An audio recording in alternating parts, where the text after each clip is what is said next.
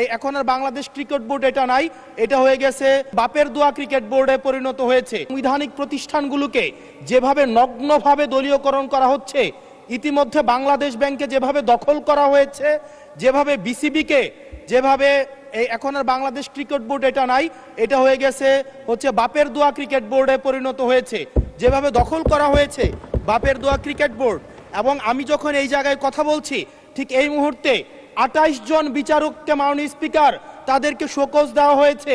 তাদের ব্যক্তিগত তাদের চ্যাট গ্রুপে তারা তাদের মতামত প্রকাশ করার কারণে বিচারকদের মাননীয় স্পিকার শোকজ দেওয়া হয়েছে। এই বাস্তবতায় আমরা এই গণ অভ্যুত্থান পরবর্তী সময়ে যদি জাতীয় মানবাধিকার কমিশনকে একটা মন্ত্রণালয়ের অধীনে রাখি, স্বরাষ্ট্র মন্ত্রণালয়ের অধীনে রাখি, তাদের মাধ্যমে আমরা নিরপেক্ষ কোনো ধরনের অনুসন্ধান আমরা কতটা পাবো সেটা নিয়ে কিন্তু আমরা সন্দিহান। সেই জায়গা থেকে এই বিলটিকে যদি আমরা বাস্তবায়ন করতে চাই, এটাকে যদি আমরা ফাংশনাল করতে চাই, শুধুমাত্র অর্নামেন্টাল না, যদি আমরা ফাংশনাল করতে চাই, তাহলে জাতীয় মানবাধিকার কমিশনকে অবশ্যই সেটাকে অটোনমাস করতে হবে। আমার সামনে যারা আছেন, আমরা হয়তো আমাদের থেকে এখানে প্রত্যেকটা সদস্য নির্যাতন, নিপীড়ন এবং তাদের যে পলিটিক্যাল রিপ্রেশনের মাত্রা শত সহস্র গুণ বেশি। আমরা তাদের কাছে প্রত্যাশা করেছিলাম এই জাতীয় মানবাধিকার কমিশনকে তারা একটা স্বতন্ত্র বডিতে নিয়ে যাবে, অথচ আমরা দেখলাম যারা সবচেয়ে বেশি নির্যাতিত হয়েছে, নিপীড়িত হয়েছে, তারাই এটাকে একটা মন্ত্রণালয়ের অধীনে রাখতে চাচ্ছে। এই অজুহাতে যে জাতীয় মানবাধিকার কমিশন যদি অটোনমাস হয়ে যায়, তাহলে সেটাকে এইটার জবাবদিহিতা কিভাবে নিশ্চিত হবে?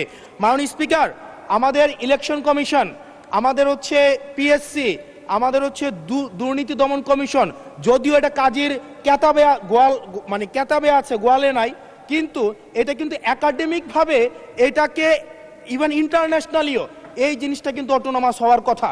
সেজন্য মাননীয় স্পিকার, যেভাবে বর্তমানে প্রতিষ্ঠানগুলো নগ্নভাবে দলীয়করণ করা হচ্ছে, সেজন্য জাতীয় মানবাধিকার কমিশন যে দলীয়করণ করা হবে না, আবার বাপের দোয়া একটা মানবাধিকার কমিশন বা বিরোধী দল দমন কমিশন করা হবে না, এটার প্রতি কিন্তু আমাদের আস্থা নাই। সেই জায়গাটা থেকে আমরা আপনার মাধ্যমে আমরা এই আমাদের মাননীয় স্বরাষ্ট্রমন্ত্রী সহ আমাদের HPM এর কাছে অনুরোধ থাকবে, এই বিলটা পাশ করার আগে যেন জাতীয় মানবাধিকার কমিশনের আমরা এটা যেন ইভেন উনার দলেরও একজন মাননীয় সংসদ এই বিষয়ে বক্তব্য দিয়েছেন এবং উনি পয়েন্ট বাই পয়েন্ট এই বিষয়গুলোকে ব্যাখ্যা করেছেন।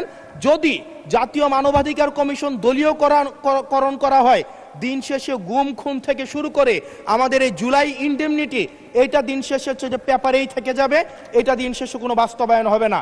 সেই জন্য মাননীয় স্পিকার, এই বিলটা পাশ হওয়ার আগে আমাদের জাতীয় মানবাধিকার কমিশনের এই বিলটা সুরাহা হওয়া, নিষ্পত্তি হওয়া জরুরি। না হয় বিসিবির মতো আমরা আবার বাপের দোয়া কমিশন দেখতে পাবো, আমরা বাংলাদেশ ব্যাংকের মতো আবার দলীয়করণ দেখতে পাবো, আমরা বিশ্ববিদ্যালয়গুলোকে যেভাবে এক ধরনের দলীয়করণ করা হয়েছে আমরা সেটা দেখতে পাবো, আমরা বিচার বিভাগকে আবার যেভাবে এখন ভয়ের মধ্যে নিয়ে যাওয়া হচ্ছে। ধন্যবাদ মাননীয় সদস্য।